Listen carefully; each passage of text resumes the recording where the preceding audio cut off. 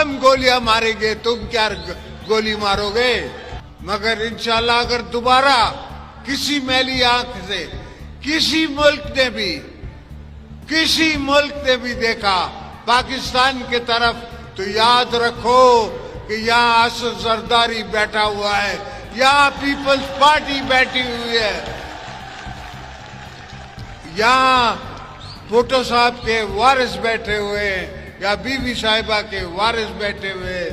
ये सब वर्कर, ये सब हम जंग के मैदान के लिए खुद तैयार हैं। हम खुद हथियार लेके लड़ने के लिए तैयार हैं। हम अपनी जानों का कुर्बानी देने के लिए तैयार हैं इस मुल्क को, अपने मादरे वतन को बचाने के लिए।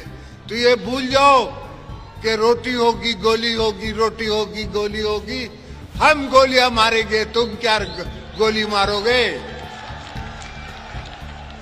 और तुमने देखा कि 4 दिन तुम्हारी टांगे नहीं खड़ी हो सकी, 4 दिन तुम जंग न कर सके।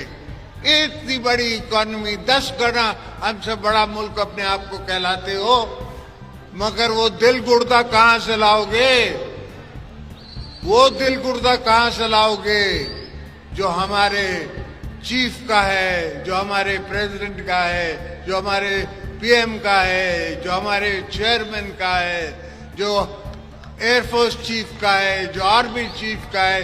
ये दिल गुर्दा कहां से लाओगे। इसके लिए दिल चाहिए, इसके लिए जान चाहिए, इसके लिए शहादत की उम्मीद